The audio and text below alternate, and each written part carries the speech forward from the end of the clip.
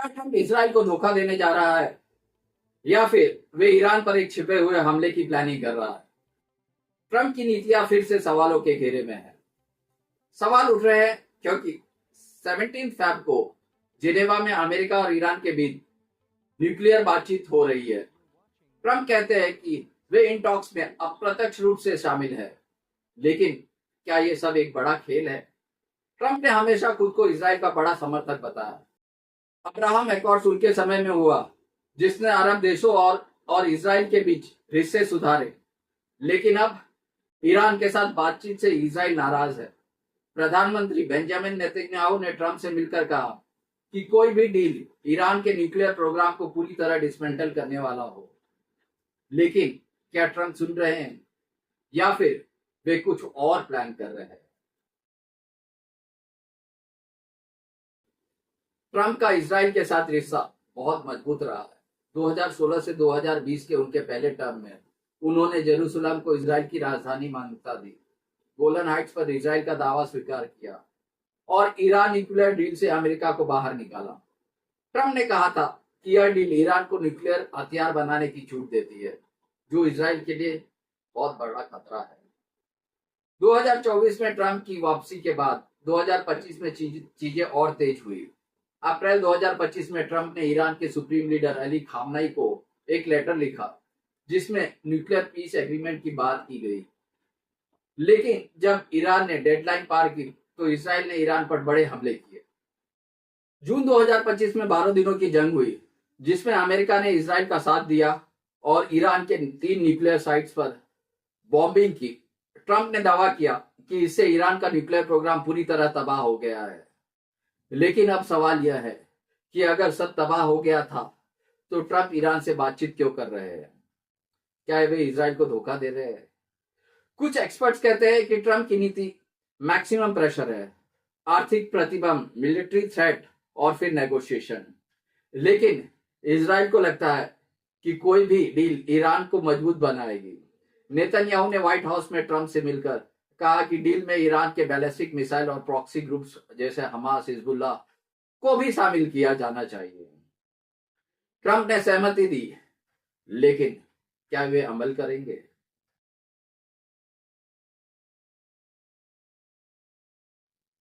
Iran के साथ Trump का इतिहास दुश्मनी भरा है।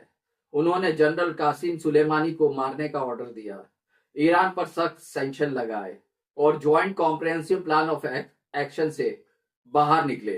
लेकिन 2025 की जंग के बाद ट्रंप ने नेगोशिएशन का रास्ता चुना। अप्रैल 2025 से शुरू हुई बातचीत में अमेरिका ने कहा कि ईरान यूरेनियम एनरिचमेंट बंद करे। ईरान ने कहा कि वे सिर्फ न्यूक्लियर प्रोग्राम पर बात करेंगे, न कि मिसाइल्स या रीजनल इन्फ्लुएंस पर। 2025 की जंग में इसराइल ने ईरान के टॉप मिलिट्री लीडर्स और न्यूक्लियर साइट्स को टारगेट किया। अमेरिका ने B-2 बॉम्बर से हमले किए। ट्रंप ने कहा कि ईरान ने हार्ड स्टांस की सजा सीख ली है, लेकिन ईरान अभी भी मजबूत है। उन्होंने बड़े पैमाने पर मैरीटाइम एक्सरसाइज की और हार्मोन स्ट्रेट में ड्रिल्स किए। ट्रंप ने चेतावनी दी कि अगर डील नहीं हुई तो बहुत ट्रॉमेटिक परिणाम होंगे। क्या यह धोखे से हमले की तैयारी है या फिर ट्रंप ईरान को सौदा देकर इसराइल को कमजोर कर रहा है?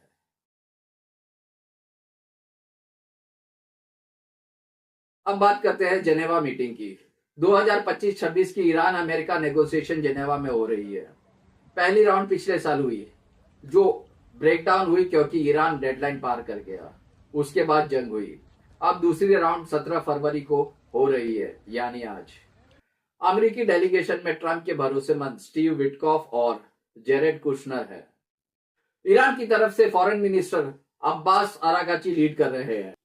ट्रंप ने कहा है कि वे अप्रत्यक्ष रूप से शामिल है और यह बातचीत बहुत महत्वपूर्ण है।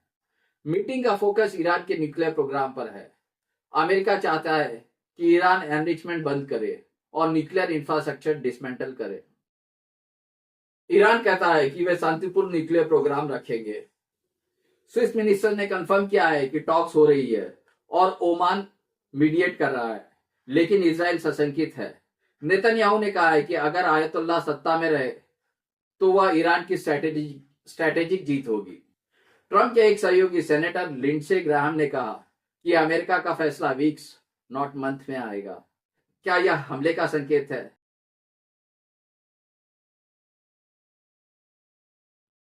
पहली राउंड के बाद क्या हुआ? 2025 में टॉक्स फेल हुई तो इजराइल ने ईरान पर हमला किया।